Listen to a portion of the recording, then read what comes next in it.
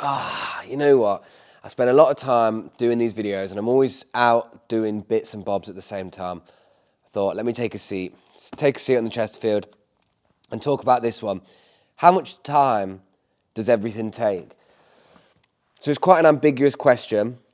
I kind of want to start broadening the niche a little bit from the vintage and second-hand market of clothing and talk about second-hand a little bit more generally, because I think this rule can apply for everybody. So how much time does everything take is the same as saying how long's a piece of string? It's quite a ambiguous and vague question because there's so many variables to consider. I think with most parts of like self-business, second-hand, sustainable, vintage, whatever it is, buy and sell industry, there's so many constant variables that come into the question and the equation that do change things. But if we just look and try and home down on this question, so how much time does everything take? So what is everything that I'm talking about? I'm talking about all of the jobs. One of the biggest things I know that everybody has now is you want to start a little business on the side, you want to be your own boss, you want to do that, but you are balancing a full-time job. Like, respectfully, people, it's not like when you're in school, people tell you that you're just going to go and be an entrepreneur or do that sort of thing. I think you have to find a moment in time where you can do it at the same time that you're working on something. For me, I was fortunate that I was distracted by a degree for 3 years and it allowed me to build something up, but it sparked that interest. So coming back to that, I had the time. I made the time because I was in a situation where I knew how I wanted to spend my time, and I was less precious about the time I was spending on specific tasks. It was just my time as a whole was being absorbed by this new thing, Gully, and the buying and selling of vintage and second-hand and stuff. But I know that when we look at things now, and we look at things in the world that we are now, time is the perceived most valuable thing that we have. Our attention is probably the most manipulated tool that we have, as in we can manipulate people's attention by keeping them watching something or by letting them engage in something. And I use manipulate because it just felt like a fitting word to say then. It doesn't mean that I'm not manipulating you guys to watch you. We're here for free advice, and that's what I want to keep pushing. And I want to build a community of you guys. Anyway, so when we look at how much time does everything take, the factor that I'm focusing on is time in this situation, because I know that a lot of people in the circumstances that we live in, you're trying to do a business on the side and you're trying to understand how can you manage time, how can I manage time, how can I delegate myself in the most cohesive and efficient manner. The most important words you'll hear from me are understanding, intention and efficiency, because they're the three things that I stand very powerfully on the side with. The intentions that you have with things that you do, the understanding of what it is you're doing, and then the efficiency with that understanding and that intention. So when it comes to like the time that you spend on things, the best way to really understand, to understand how much time everything will take is to do everything and make a time of motion.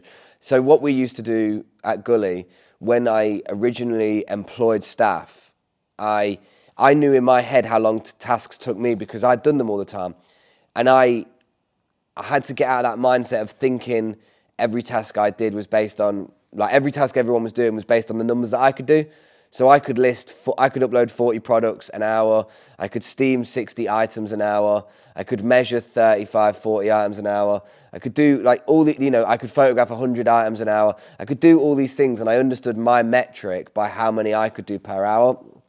Everybody's different, and it's the same with you guys. All of you are different, and all of you are going to have a different approach to it. But the best way to make the first step into it is to really just do a time of motion and to allocate an hour and treat it in this respect. So if you find yourself in the next week with an hour for each task, whether it's an hour of washing, an hour of researching, an hour of uploading products, an hour of taking photos, an hour of sourcing stock. Use that hour, monitor that hour, look back and reflect and what could have been done better in that hour. And I think that the only way that, coming back to the question, we can understand how much time everything will take is to understand how we spend our time doing that task. My way of photographing items could be completely different to yours, and we could be doing it on the same way of taking photos on the floor. You might have a different way. You might take the picture of the back of the item first. You might not zip items up first, But the main thing of it is that time, and the way that we improve our efficiency with time, I feel like, is by understanding how we actually spend it. If you know that you're spending your time, say for example, you're like, look, spend 15 items an hour is the fastest I'm going to do. I can't do it any quicker. I like to take my time with this. I've done 5 or 6 hour different tests at different points. 15 an hour is where I'm at. So you either look at 2 questions. You look at and you go, okay, 4 minutes per item to upload. Does this item equal 4 minutes of my time? Can I give value to that? Because the other thing with time as well, and I know this is a little bit more of a mindful video, is that what most people tend to do, because it's what I've seen, is you focus on all the things you don't have time to do. And as a result, you lose time to do the things that you were doing. So with what we do in this secondhand, this very busy economy, I'm sure as some of you might know, you might be taking photos of your products and thinking about like how much you're going to sell them for and starting to run away with different things rather than just focusing on the task that it is you're doing that cohesively and then moving on with the next task. Because it's like the impossible thing to tell your brain, like, hey brain, don't think about this thing that I'm not doing now. Let's just think about something completely separate, or think about what it is I am actually doing, which is taking photos. Do the items look good? Does the lighting look good? Am I using the right settings on my phone or on the camera? Be invested and immersed in that thing. But I think that with time, we sort of like, everybody feels like that life's just one big hourglass and it's just all the sand is very quickly shooting out. And it is. But with respect, I think you've just got to not be so aware of time. Be aware of how you actually perform a task. So like, do the tasks. Understand what it is that understand where the frictional point is in the task. Maybe you just don't get on board with like computers and you're not very quick at it.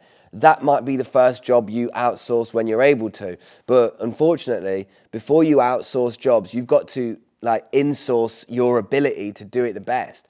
Insource is a strange way of me saying it, but you've got to be the best at what it is you're doing in the respect that you're doing it before you can pass it on to somebody else to do, and then use your time better. So don't get too precious with time. Don't overthink it. Have a time of motion though, and try an hour per task and see where you're at. And even if you think about it, the tasks that you do every week anyway, all you're going to do is just be aware of the fact that you're doing it 1 hour a week. Say you did that every week. If you spend one of your hours doing photography, if you did it with intention, did it with understanding, and afterwards you reviewed about how you felt that hour of your photography went, the next week you will be aware of it. And if you condition yourself to keep doing an hour a week of reviewing it, then when it comes to, like 3 months down the line and you've done 12 weeks of 1 hour review at photography, as an example, I guarantee you that it'll be 12 individual little micro things you've learned about the job that you did. And that's the thing as well. That learning comes from the awareness of putting that moment and going, this is what I'm doing. I'm aware of what I'm doing. And now let me get engaged with what I could learn. My big thing with photography, I did do it. I used to, when I was at Gully, that was the one job that like, I got my way into everything. I built up and I got all the team there.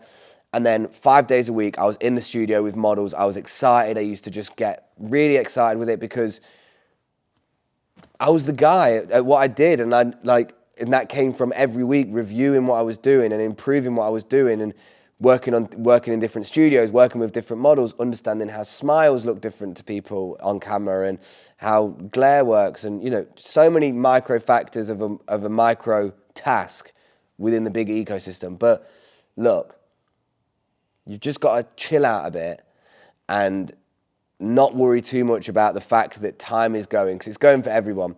But it's so morbid. I don't mean it to be, but I mean it in more of like a stoic way. Like, time is just going to go.